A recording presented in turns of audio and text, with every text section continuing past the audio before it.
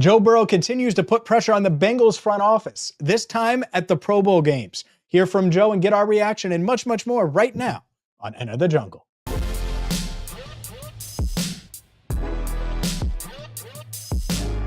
Hi again, everyone, and welcome in to Enter the Jungle. I'm James Rapien. He's Andrew Fox Miller. Catch us every single Tuesday at 8 Eastern right here on the YouTube channel, Cincinnati Bengals Talk. You can also listen wherever you get your podcast, including Apple and Spotify. And shout out to our sponsor, Garage Beer, which it's big game week, which means you can grab a Garage Beer or two, or in Andrew's case, 7, because he can put them down. Andrew, we have a lot of Joe Burrow talk to get to. And it starts with Joe at the Pro Bowl games. It was his first Pro Bowl games. Did you watch the Pro Bowl games?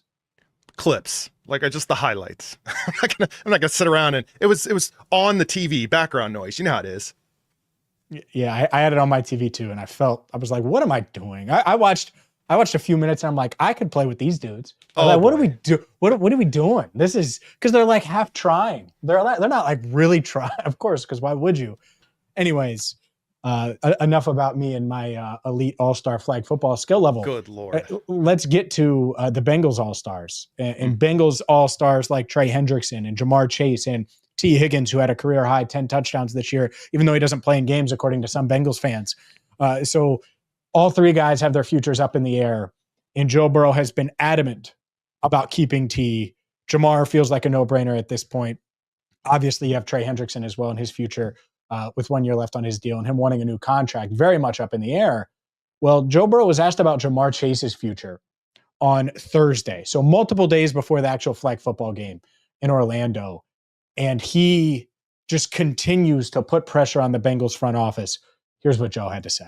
Yeah, everybody sees it every single week, week in and week out. He continues to make unbelievable plays, make people miss, score 50-plus yards, touchdowns. I mean, I don't know what more he could do to show and prove himself. You know, we have several guys like that who have stepped up for us and deserve to be paid what they're worth. That courtesy of ESPN, and Joe wasn't done there. 2 days later on Saturday, sat down with SiriusXM, didn't sit down, stood up with SiriusXM, was interviewed by them on NFL radio, and same thing, thinking and optimistic that they can keep not just Jamar, not just Trey Hendrickson, but keep the trio, Hendrickson, Chase, and Higgins. T, Jamar, and defensive side, Trey. How does this organization go about trying to get everybody back to run it back again? Yeah, we can make it happen. We can make it happen, and it has to be right for everybody involved. And I know the players want to make it work. We all want to be together. So I don't see it not working out, but we'll see. In that courtesy of SiriusXM NFL radio, Andrew, when you hear those comments, and Joe didn't have to, especially in the first one, say anything about the other guys. We have several guys that are like that should be paid what they deserve. It's pressure in a different way, because he mentioned, hey, no one here needs to be taking a discount.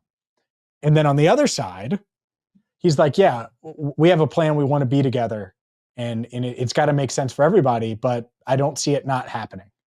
And that's huge pressure. I don't see it not happening. The whole world thinks it can't happen, at least outside of Cincinnati. And he says, I don't see it not happening. What's your reaction? Okay. So there's two things I'm going to react to here. One is Burrow doing what he's doing. And then there's the realistic chances of the three of them remaining on this team, right? First of all, Burrow he is saying a lot all of a sudden. He's like that person, that coworker, like during office hours, it's like, hey, Joe, do you wish I would have done more in free agency? What was his line? Not my job. Now, all of a sudden, he's like at happy hour, just running his mouth like, we're going to make it work. It's going to happen. It's going to happen. Not to downplay, because it is significant that Joe's saying it. I appreciate it. But it is weird just seeing him all of a sudden championing this cause, right? Of course, it's realistic. I mean, obviously you have Burrow saying it, but like Duke Tobin said it himself. Right? Like, we have the resources to do it, he said. It all depends, talks to the Enquirer. It depends on how negotiation goes and whether they're willing to accept wanting to come back at a number that makes sense for everybody. It's kind of like what Joe's saying here. The issue won't be whether or not it's realistic from a standpoint of cap space. cash and so on, right? The issue is going to be what it's always been. The Bengals front office has their definition of effort, their definition of what is fair. The players, their representation, the market has its definition. So the Bengals, they leave a lot to be desired in terms of adding to the roster, but they've never shied away from making what they believe is an adequate effort in keeping players that they believe are important to this team. So if anything, they're loyal to a fault. It just doesn't always translate into agreements, pen to paper. That's the thing I can't answer for. There's predictability, and then there's, will they change? I mean, maybe that's the question. I don't know.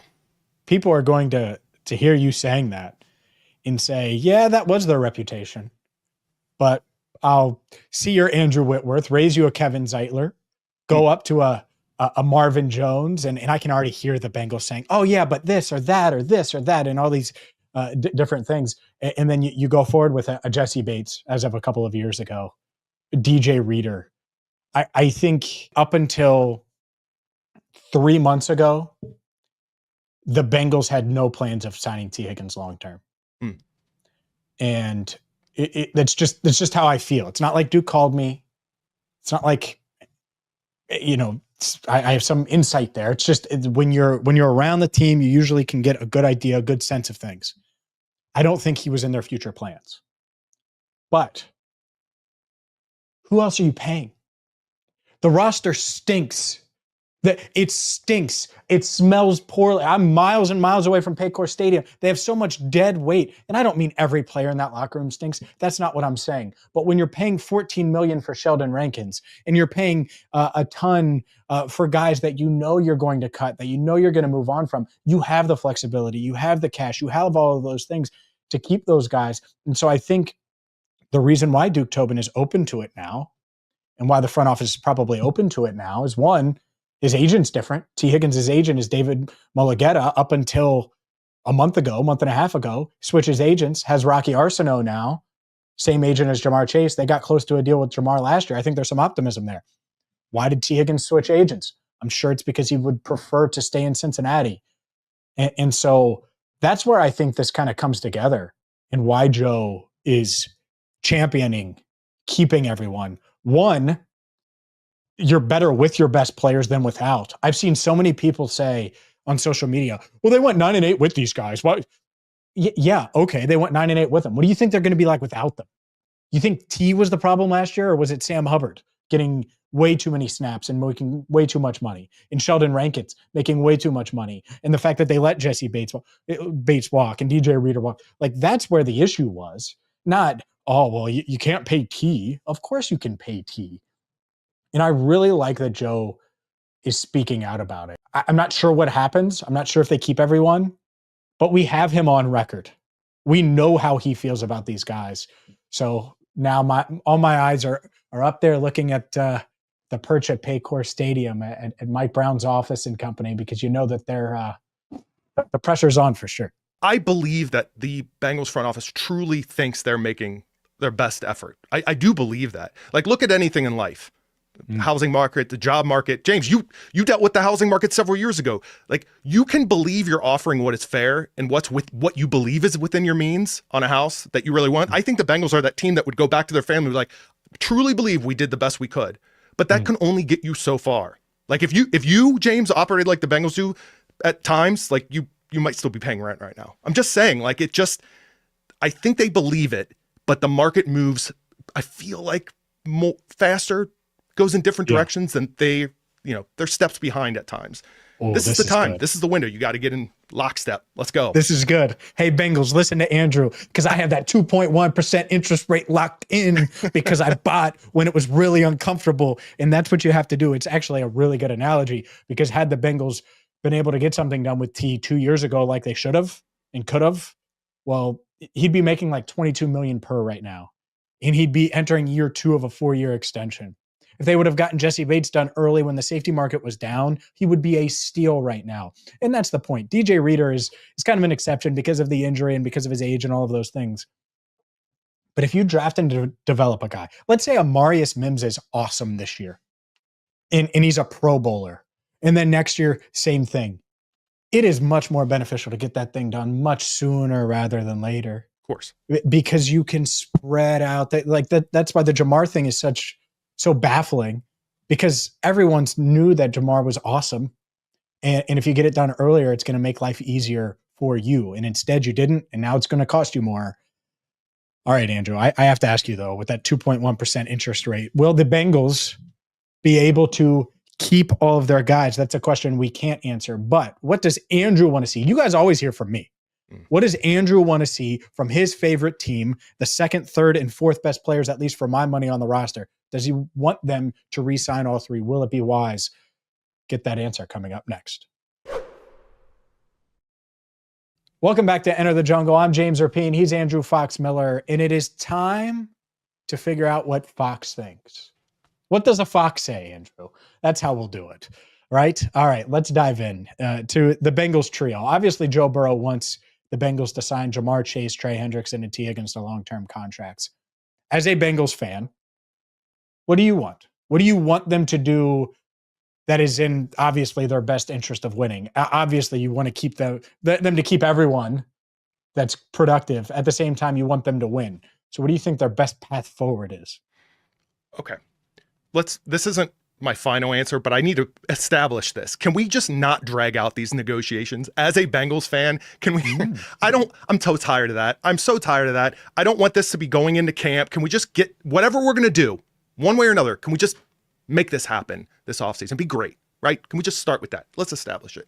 Sign me up, please. Yeah. I'm write it down. Speed that bleep up. Never mind as a fan, even just James, us and Cincinnati Bengals talk on YouTube. Like, I don't want to go on a vacation and be waiting on that phone call. Like, because everything's still lingering. You know what I mean?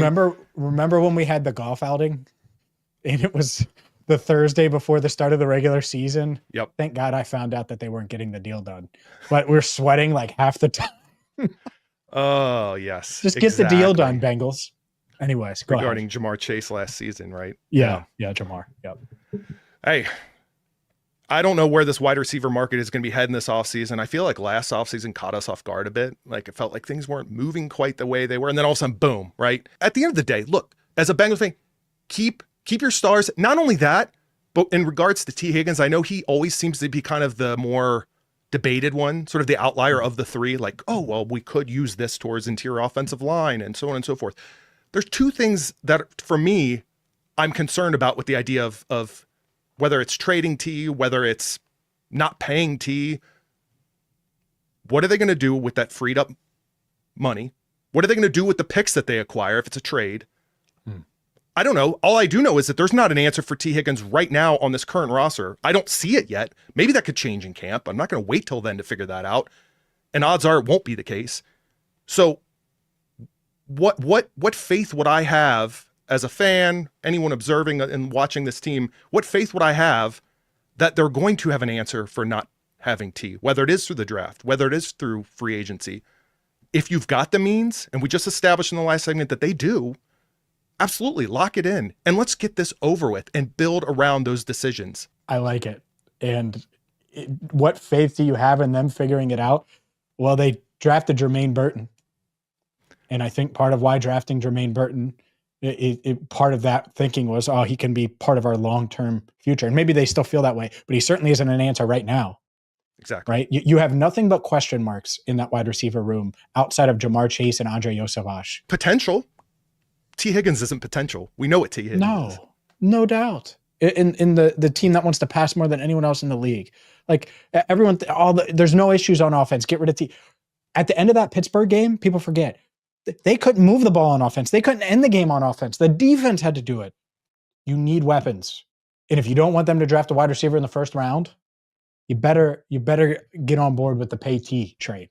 That's how I feel. I think it's so funny. It's like, oh, well, you can find receivers anywhere. Can they? Because Andre Yosavash, Charlie Jones, Jermaine Burton. And I don't really know Jermaine that well, even though I covered him for a year. I know Charlie and Andre pretty well. Like both of those guys a lot. I don't know if either one's a wide receiver 2 in the NFL. Maybe.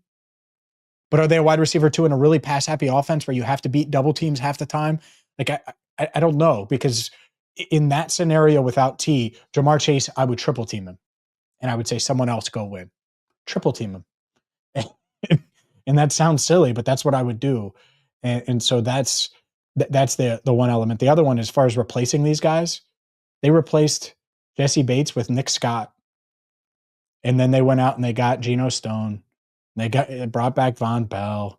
And they used multiple draft picks on these guys, whether it's Dax Hill and they don't know how to use him, Jordan Battle, and he's getting benched for a guy in Von Bell who obviously had lost a step. Like, no, I don't trust him.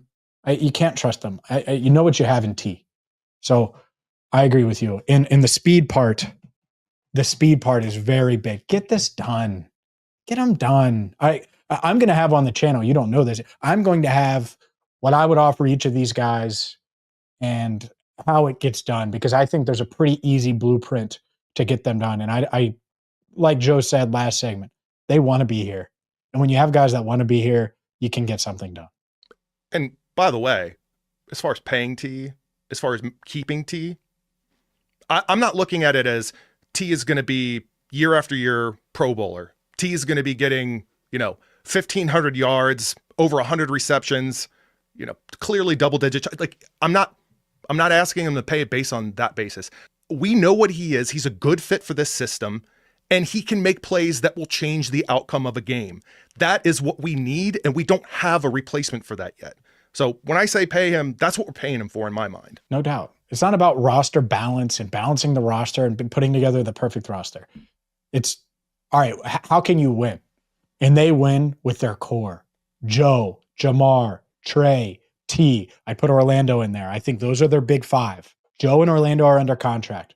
The other three need to get paid. We'll see if they do get paid. One of their biggest nemesis, their biggest rivals, once out.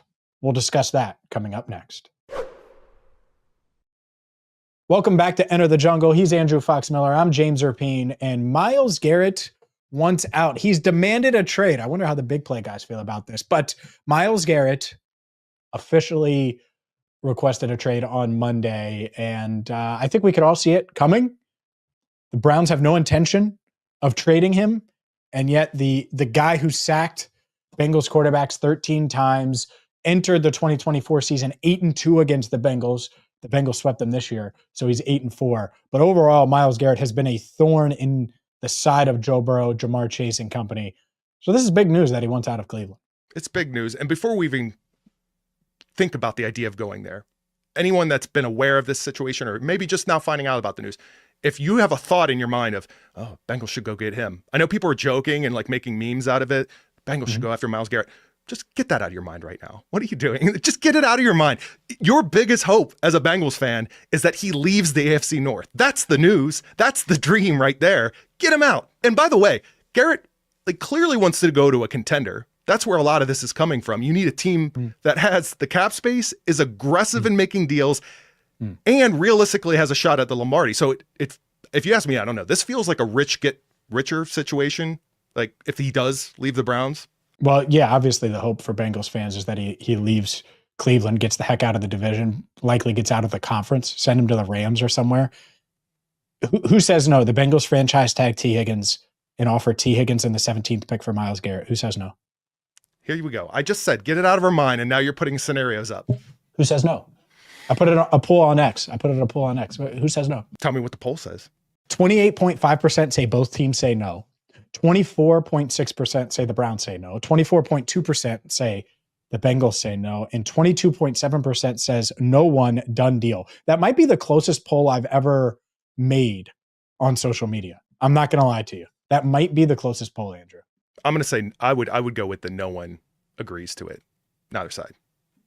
Yeah, I think realistically, no one. If I was running the Bengals front office, I would have to seriously consider it. The Browns wouldn't in division. I get it. The Bengals wouldn't because Myles Garrett is going to get huge payday at 30 years old. But yeah, it would be good for the Bengals, I would say, if Myles Garrett wasn't in the division. We will see if that happens. Speaking of the division, could not Tee Higgins, but Temu Higgins end up with a Bengals division rival? Yeah, I said that right. We'll get to that coming up next. Welcome back to Enter the Jungle. He's Andrew Fox Miller. I'm James Rapien. Could Temu Higgins end up in the AFC North? Oh, I said that right. I'm not talking about Tee Higgins. Obviously, We're expecting Tee Higgins to stay in Cincinnati. Maybe that doesn't happen. I certainly don't expect him to go to the Cleveland Browns, but Browns fans salivating about the idea of Tee Higgins going up north, going up 71 from Cincinnati, making that 3.5-hour drive to Cleveland and joining the Browns. Might be like 3 hours and 15 minutes since you're stopping at Berea. The point is Browns fans love the idea of Tee Higgins in Cleveland. So much so that they asked AI to put together a nice little graphic of Shedeur Sanders and Tee Higgins. But see, this isn't Tee Higgins, Andrew. Check this out. This is Timu Higgins. It must be T's long-lost cousin. This certainly isn't Tee Higgins. AI got confused and put Timu Higgins in a Browns uniform. Yeah, that screams thousands of fake reviews right there. Positive fake reviews of Tee Higgins. By the way, I like the original post here. The Bengals can't pay Tee Higgins. Walk with me in all caps. I don't think that this version of T could walk anywhere without running into things. What is going on with AI and these? What's happening here? Walk with me. I mean, just so good. I mean, yeah, that T will walk because he sure as heck can't run. I'll tell you that right now. He sure as heck can't run because that's Timu Higgins. Hopefully T sees this. I know he's big on social media. Just hilarious. Timu Higgins. So it's this might go in my top 5 ever, man. Timu Higgins, it's a pretty good one. Yeah. Could we get Timu Higgins on the show? Could we book him and get him to answer some questions? I don't think he's got that PR training. I've got questions too. And I'm sure he's got answers. They're just probably not the answers that Browns fans want to hear. Regardless, we'll have you covered when it comes to Tee Higgins. When it comes, well, Timu Higgins, let's be honest. He's going to end up in Cleveland anyway. We won't cover him. But all things Bengals offseason, you've come to the right place. Make sure that you subscribe to Cincinnati Bengals Talk on YouTube. And thank you, as always, for watching. For Andrew